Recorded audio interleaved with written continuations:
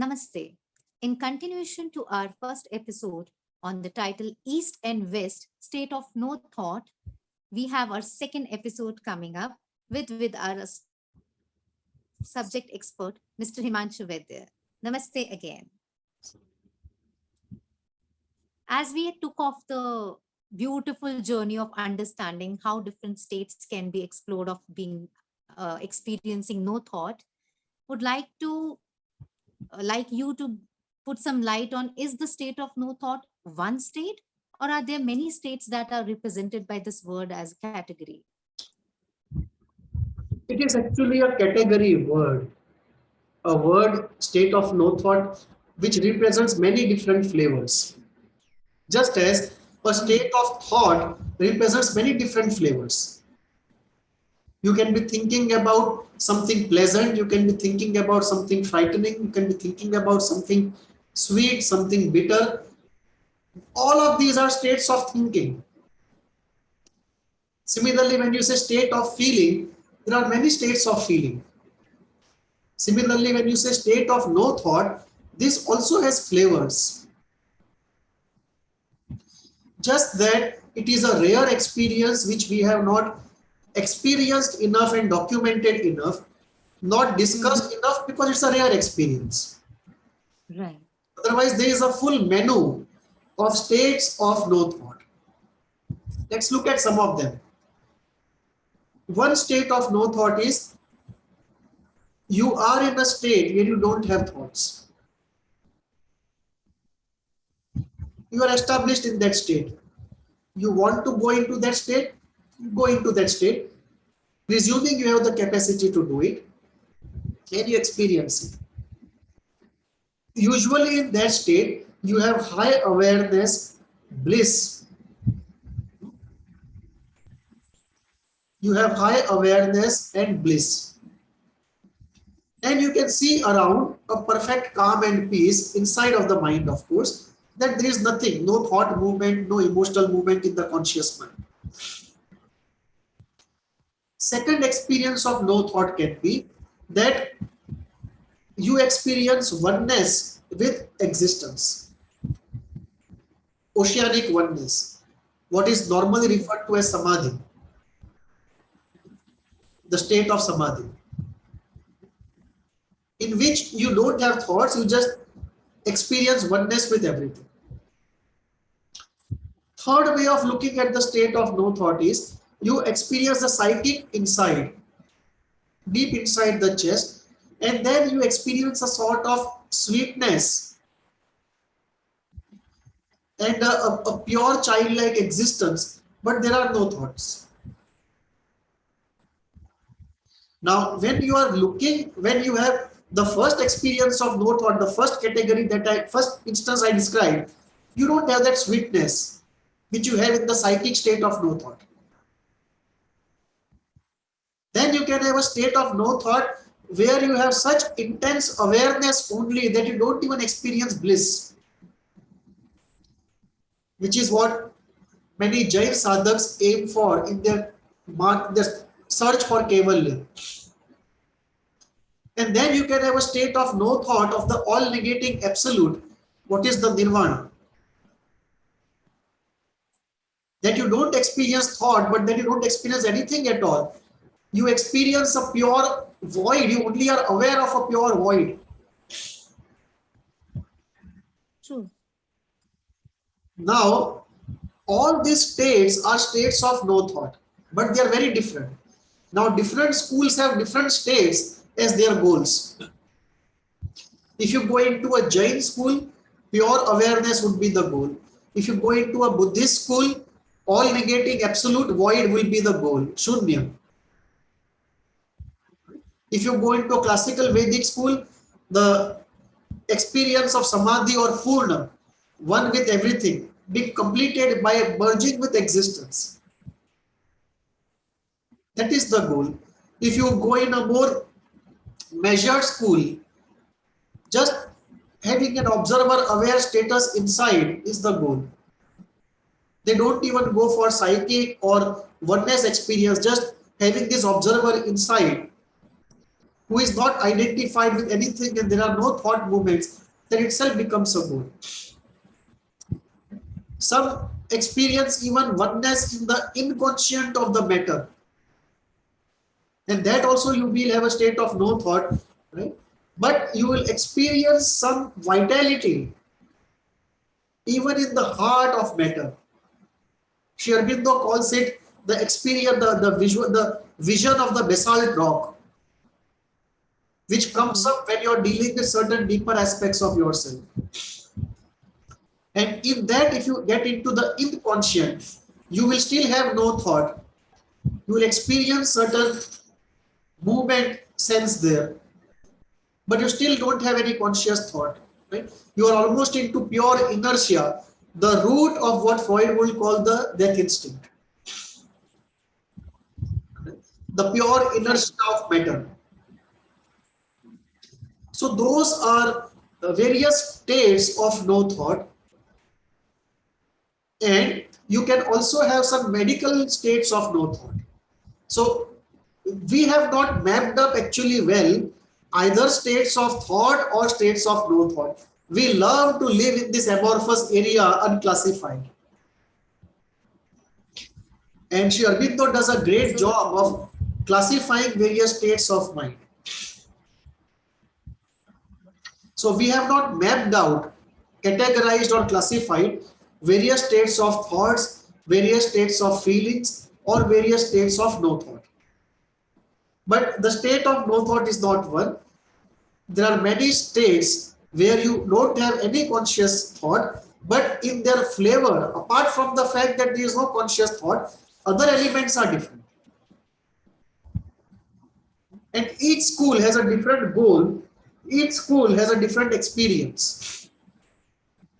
But the common thing is that all Eastern schools, spiritual schools, inevitably include a state of no thought as a cornerstone of their system.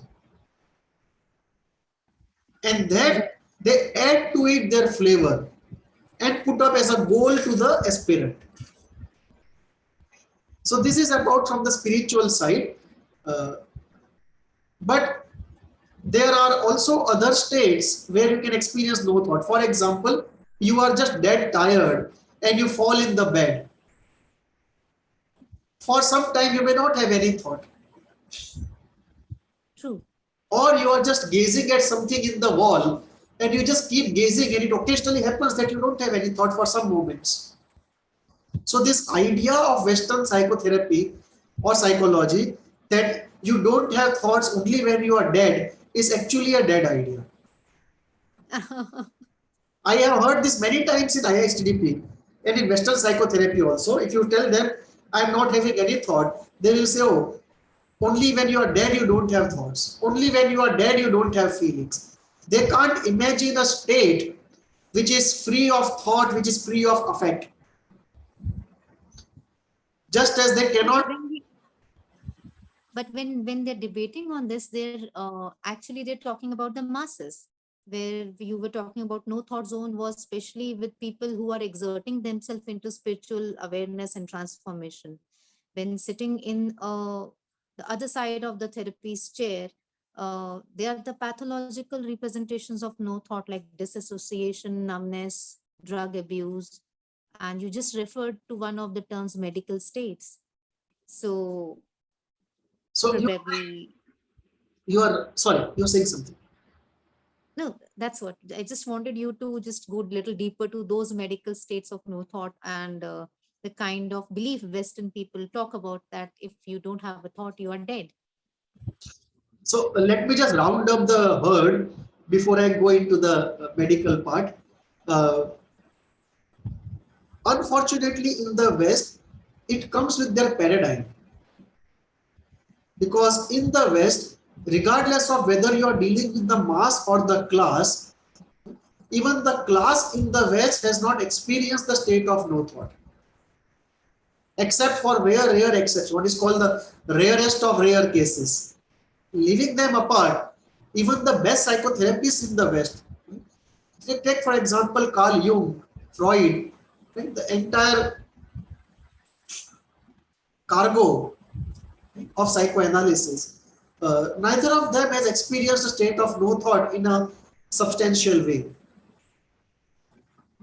So all they can do is to refer as the experience of no thought or merger with existence as something pathological, because they were not experienced it from in the first place. Number one. Number two, this actually also put in the limits of human potential.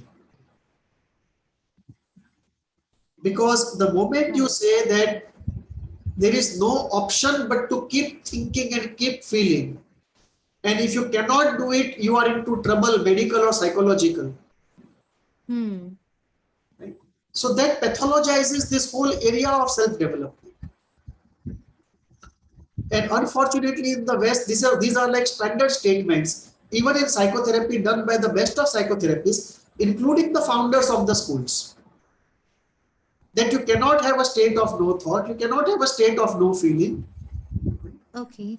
Not only that, I have also heard people saying you cannot experience pure affect without affect being directed to some object inside or outside. Oh. Because they have never gone into the depths of their own experience. And that has to do with the culture and the training. That they don't have the spiritual culture and the spiritual tools which we have in India. It is not that they are less capable, it is just that they don't have access to it. And in their growing up years, the paradigm that sets into their mind forbids them from exploring the East in a real, genuine way. So this is where the state of no thought gets not understood and worse, pathologized. But my feeling is over the next 5 to 10 years, we will see the West appreciating this, and this will open up a completely new area. Once the West appreciates the state of no thought, first is acceptance and then appreciation. But once done, it will open up completely new ranges and areas for self-development in West, and also it will open up completely new arenas for psychotherapy. So with this rounding up of the herd, let me just come back to the question of the medical part of it. The medical reasons for the state of no thought. That also happens, and we should not confuse the two. Exactly. One of my teachers used to say that if you look at a buffalo moving about in water in summer, and if you look at an enlightened person, there are many similarities between the two. Both of them are oblivious of the world. They are content within themselves, right? And they're not thinking about anything, they're not feeling about anything, they are just being in the moment. But there is a world of difference between the two. The oceanic oneness of the child, the state of primary narcissism, is completely different from the state of samadhi. True. One is pre-experience, second is post-experience. Right? One is a developmental phase which has to be overcome to become a normal person. It's a pre-normal development. And second is a post-normal development. So this is one of the difficulties of psychoanalysis, where when you don't have access to higher ranges of consciousness and you try to analyze them in terms of what you know, you end up pathologizing things and you end up converting the supernormal into pre-normal or abnormal. So this is also true in case of state of no thought. That when we say a state of no thought, we mean a healthy state of no thought, which you have earned by sadhana, by self-development work, either of this birth or of past lives and this birth or both together. Right. But there are some other states, there are some other situations where a state of no thought can happen because of medical reason. And that state of no thought is very different from the state of no thought we are referring to. We are referring to a spiritual state of no thought earned out of a self-development process. But medically also you can have a similar state. The difficulty will be in if you have a medically induced or medically related state of no thought. One, it will not give you heightened awareness and bliss. Two, it will not be on demand. Three, you cannot bring about it in others because you have not brought it in yourself through any method. True. You cannot say this tablet I took, the side effect of which was a state of no thought, you also take it, you will also have the same side effect. That Oh, kind the new of, generation would be really happy to say like this for the drug abuse they go for. in fact, some of the drug users unknowingly use drugs because it takes them into a state of no thought. If you No look thought. into the Psychedelic. yeah, if you take them, if you look at the psychedelic experiences, Hmm. there is a range of psychedelic experience, right? Some people experience a slowing down of time. Some people experience slowing down of motion. Some people experience very violent images coming out. Some people hallucinate. Some people start Hmm. weeping and crying and wailing at the top of their voice. And some people also experience a state of no thought. So there is a range of psychedelic experiences. And one aspect of psychedelics is the addiction part of it, Right. which has a huge biological component, no doubt about it. Hmm. But there is Hmm. also an element that in rare cases, out of 100 people who do drugs, there might be 2 people who do it because it takes them into a state of no thought. Right. Of course, we are, The they trance. are, The so-called trance. yeah. So they, I mean, we, even in the psychedelic community, we are talking about exceptions. But there are some who actually want to experience the bliss, the freedom, and the peace of the state of no thought. And they get Right. it partly or fully for some period of time, a short period of time. But of course, at a huge cost, and it's unpredictable. There's no guarantee that if you repeat it, it will again happen. But there are It's a certain, trip. sorry, It's a trip. it's a trip.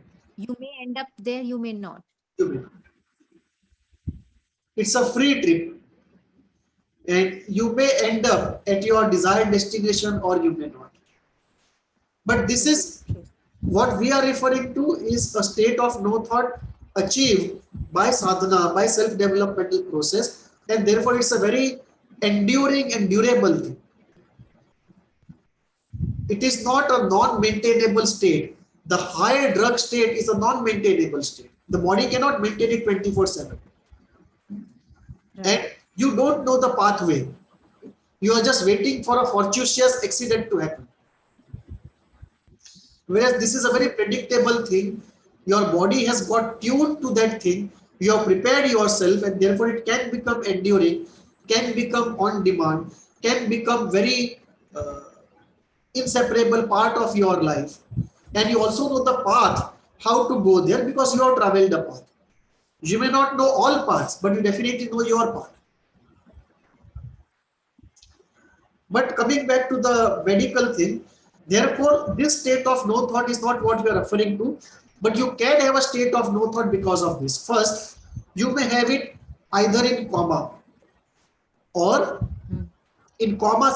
Some people, many people experience state of no thought. Most of them actually would be in the state of no thought to the best of our knowledge. We don't know if they are still fantasizing there, but from the outside, they look very serene. Yes. Second, it can be because of drowsiness. Certain medications, they induce drowsiness, and in that drowsiness you can experience a state of no thought, but it's not very pleasant, does not give you bliss, does not give you high awareness, does not illumine anything. The world does not become light and vivid, the world does not become colorful. You're almost on the borderline of gloom there. So it's not a relishable state of no thought.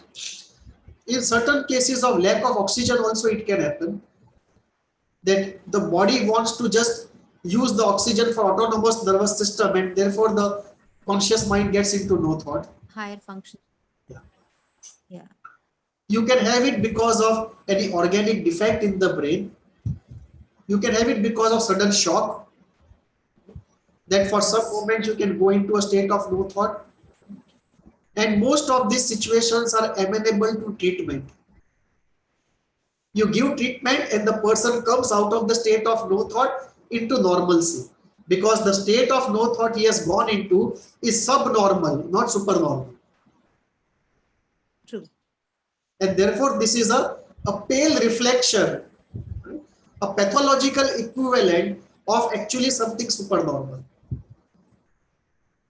And it can wrongly pass off as a supernormal if you don't know the difference between them. When you say that, there is this element, because I have personally experienced this sedation because of some basic surgery where this general anesthesia was given. So a part of thought process is seized because you are not receiving any stimuli from your sensory channels. So when it is in the free flowing state, it gives a possibility of, being thoughtless, because there is not much of connection with the sensory based stimuli. But of True. course, then the unconscious and many other things can take a right place in the seat to work ahead. So that comes from one of the experiences I have felt. And you might have even felt bliss in that state, Yes. because then it Yes. also brings into question the, not in question, it brings into discussion, it brings into effect and experience uh, the overall development of the individual.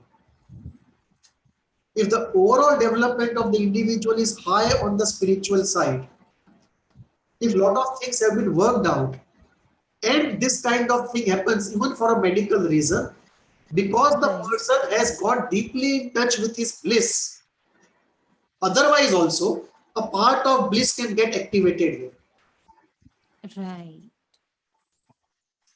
So, uh, this is where the medical parts are, that there can be a medically induced thing, accidentally induced thing, because of some damage induced thing. But what we are referring to in our discussion are not these states for which you have to undergo treatment to come out of. These are abnormal states of no thought. We are referring to the supernormal healthy states of no thought, which actually can bring together East and West and enrich the West far beyond what we can conceptualize at present, and radically transform completely psychotherapy, no doubt about it, and the model of the mind also. So when we're talking about the pathological state of no thought, when you're talking about the transformative states of no thought, how can one reach the healthy state of no thought? Like, what are the practices and means and ways? So let us look at the essentials first. Why are you and I not in a state of no thought? I don't mean you and I personally, a matter of way of saying it. We are not in a state of no thought because we have desires. Desires lead to fears because there is a possibility the desire may not be satisfied. Right. So desire leads to the prospect of pleasure and pain, and both of them lead to thoughts. If I experience something pleasureful, I keep thinking about having more of it. If it is something painful, I keep fearing it should not happen again. So let us come back to the, go to the basics and then come to the specifics and then make a list of it. The basics is this: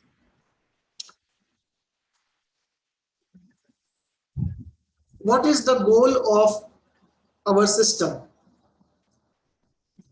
There can be many ways of answering this question, including to say the system has no goal. That can be a way of answering this. But the common way of answering this, especially from a spiritual standpoint, would be this. And I believe that to be true. One of the answers can be this. The answer would be the soul draws essence out of experience. You have a pleasurable experience, some essence is drawn out of it. Painful experience, some essence is drawn out of it. And the soul draws essence out of two primary types of experiences. One, the experience of pleasure and pain, and second, experience of progress. When you do something noble, when you do spiritual development, when you do intellectual development, when you do artistic development, the soul draws some essence out of these developments. So if you look at human life, you see, we usually have two purposes, the purpose of pleasure and the purpose of progress. And pleasure is of various types. There is a full menu of pleasure, and progress is of various types, a menu of progress. But essentially, we have pleasure movement and we have a progress movement. And from both these movements, the soul draws essence. When the essence is drawn by the soul, it develops. And when this development over lifetime comes to a point where the soul does not need to draw any more essence according to its own evolutionary plan, it is nearing the end of evolution. That is where the desires become weak enough, and or second situation is desires don't become weak enough, but the soul now wants to draw the essence of spiritual experiences, right, more than the ordinary progress and ordinary pleasure and pain. That is where it becomes possible that a state of no thought can be experienced. If the soul is not yet done with pleasure pain experiences, if the soul is not yet done with progress experiences, and they are overwhelming, right? You cannot go into a state of no thought even if you want to, because there is a push beyond your capacity to control, which is the search for pleasure pain experiences, search for progress experiences. Only when these two become weak, or the search for spiritual experiences becomes stronger than these two put together, and there you see the two paths. Those who follow the path of liberation, in their case, these two movements become weak. And the other movement, the spiritual movement, becomes strong. But those who go into the path of transformation, in their case, both of them become weak, relatively speaking, but they are still strong enough. But the spiritual movement is stronger than the two put together. But compared to a person of liberation, the two movements in a person of transformation are much stronger. And this is a unique program of life of everybody. So everyone has some program of life, not only life, but let me say a program of soul, the soul journey. That in case of person X, he may have to experience, metaphorically speaking, 10 kg of pleasure pain, 5 kg of progress, and then the spiritual side begins. But for some person, it may just be 2 kg of each and the spiritual side begins. So there is a uniqueness of soul journey. If you don't believe in the concept of soul, you can call it self in a Jungian sense. And if you don't even believe that, you can call it the purpose of the system constitutionally there, whatever way you put it. But exactly. This is where the essence is, that when the soul is satisfied with essence accumulation and is developed enough, the spiritual experiences start, and At that point, it becomes possible to get into a state of no thought. Now, if you are evolutionarily ready, therefore, in the soul's evolution, if you are ready, right, even then it does not drop from heaven. You have to work hard for it. So the last part is where you start developing interest, right? Just as instinctually you are interested in pleasure, pain, and progress, you now develop an instinctual interest almost in spiritual activities. And that is where you work hard and you earn it. Now, how does that happen? That happens in certain ways, which we call techniques of getting into a state of no thought. But these techniques work, very important, only when you are evolutionarily ready. Right. If evolutionarily you are not ready, no matter how much you use these techniques, you will make some progress, but you will not experience a state of no thought, the type of experience we are referring to. And you can see this in any spiritual school. In Osho ashram, in J. Krishnamurti ashram, they spend a lifetime with such dedication, but they are not able to experience a state of no thought on demand, the type that we are referring to, because evolutionarily they are not ready. So evolutionary readiness is one, and on top of it, when we put in our sadhana, and the two of them become enough, a state of no thought happens. So this is the way to get into a state of no thought. Now the question comes in terms of sadhana, how does the process operate? We can go into it in some essential terms, otherwise the science of sadhana itself is a very large area. Because there is this Jnana Yoga, Karma Yoga, Bhakti Yoga, Integral Yoga, Kriya Yoga, and each of them is a lifetime of study. But in essence, if we want to say, it is this.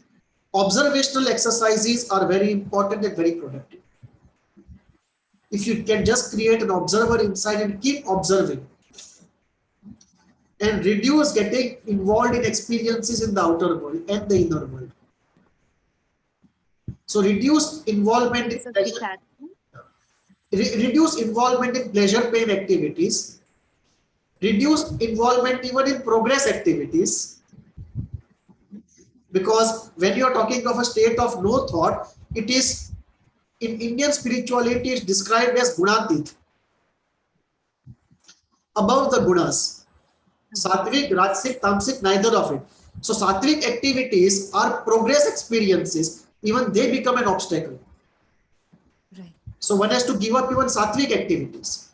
Initially we try to increase sattva, but the stage comes where we have to stop even the sattvic activities because that increase has already been achieved. So once the predominance of sattva has been established, then we have to stop sattvic activities also, not before that. But a stage comes where we stop it and we go into a gunatit state of a state of no thought. That's how spirituality is described. But one important element is observation. Second is, Sri Aurobindo says, excessive pressure of mind and heart can also cause this. And of course, if you are ready in other parts, evolutionarily, you have done adequate work, and then excessive pressure of mind and heart can lead to it. But this is not something which is I would recommend to anybody, because often it leads to a lot of psychosomatic issues. Because I'm not clear with this pressure of mind and thought. Is it the heart as in the desire to do so, there is and mind by there, learning it and doing it? There's too much of pressure to think things and acquire knowledge. There's too much of pressure to feel intensely, and the unconscious also is full with difficult feelings. It is like the mind and heart are both overpowered and overactive, and at the same time there is an intense spiritual desire. So it's a very explosive cocktail and a very difficult cocktail. And in my case, this happened. This is how I experienced the state of no thought when I was in my college. I was doing my engineering, and it was exactly the same thing. Excessive pressure of mind and heart, at the same time an intense spiritual desire, and this created a lot of psychosomatic trouble for me. So this is not recommended, but it happens in certain cases. It can happen because of grace, if you are ready and only that thing is remaining. It can also happen because of rise of kundalini. That is one way. Hmm.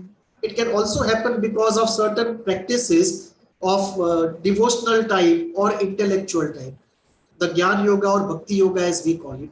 It can also happen in certain practices of Hatha Yoga, or it can happen in certain schools which combine this. For example, the Sri Vidya school, which combine Mm-hmm. all of this.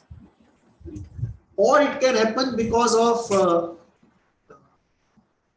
you first, some people may have this, I don't know, but it's possible technically speaking. You experience psychic and bring it in the front, and it may lead, possibly, I don't know, but possibly it can lead to a state of no thought. Sri Aurobindo also talks about descent from the top, that from above spiritual forces descend down, and that may lead to a state of no thought in some. And the essential part is we have to clean up the desire system to the extent that we can. The desire fear system, and essentially envy, even envy of good states we are entering into. Envy is a very subtle and persistent enemy.